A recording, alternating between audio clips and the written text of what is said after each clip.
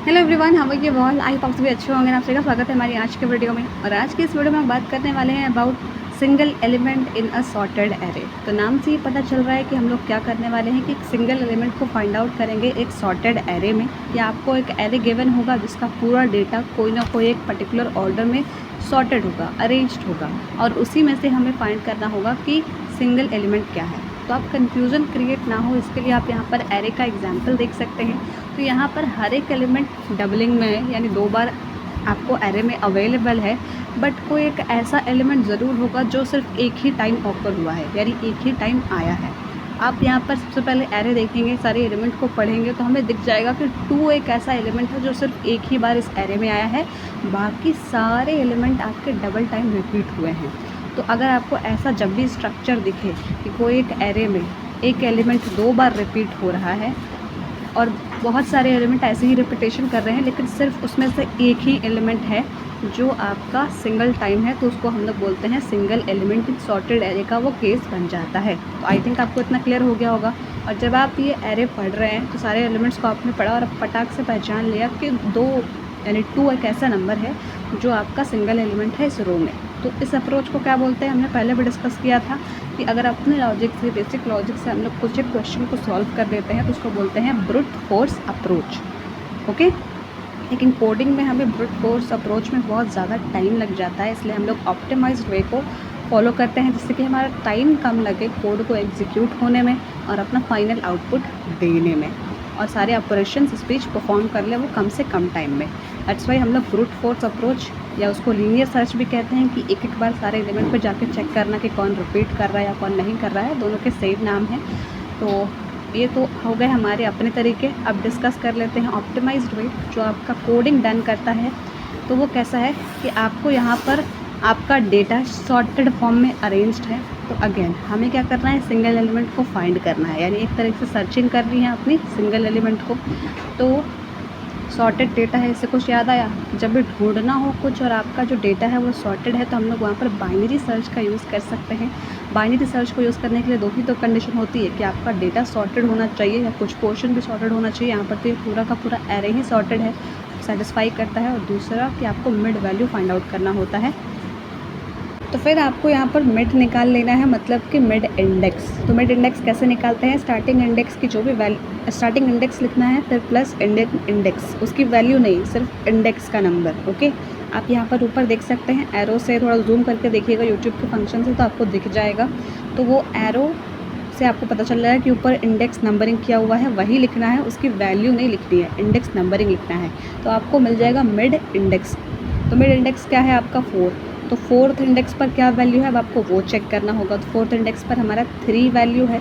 अब 3 हमने देखा कि वो मिड है, तो इसके बाद बाइनरी सर्च कैसे काम करता है कि वो अपने जस्ट लेफ़्ट और राइट में चेक करता है कि क्या उसके बराबर कोई एलिमेंट है, क्योंकि यहाँ पर क्या है आपका single element in sorted array.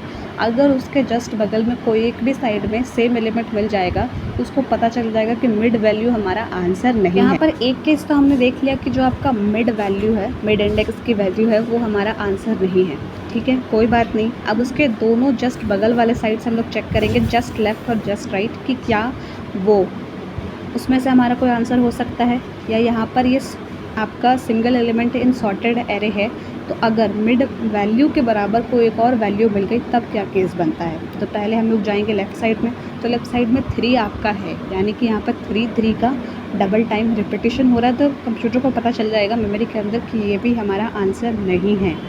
तो अब उसके बाद क्या होगा, अब आप राइट साइड चेक करेंगे तो 3 के बाद क्या है राइट में 4 हो गया, तो ये इसके बराबर नहीं है, लेकिन 4 के जस्ट आगे भी तो सेम नंबर है ना, वहाँ पर भी तो रिपीटेशन हो रहा है, तो हमारा ये भी आंसर नहीं हुआ। तो यहाँ पर बाइनरी सर्च काम तो कर रहा है लेकिन थोड़े डिफरेंट तरीके से। अब कैसे, वो आपको ये चेक करना होगा कि आपने इसके जस्ट दोनों बगल वाले नंबर से मिलाकर देखा।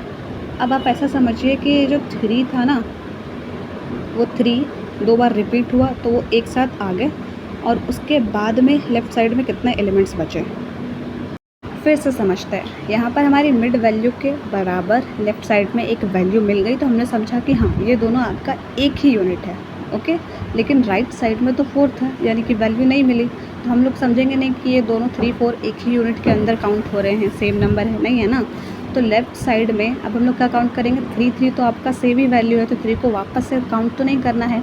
अगर 3 को आप दोबारा काउंट नहीं कर रहे हैं तो उसके अलावा क्या एलिमेंट्स बचे हैं लेफ़्ट साइड में, 1 1 2 यानी 3 यानी ऑड नंबर ऑफ एलिमेंट्स बचे हैं।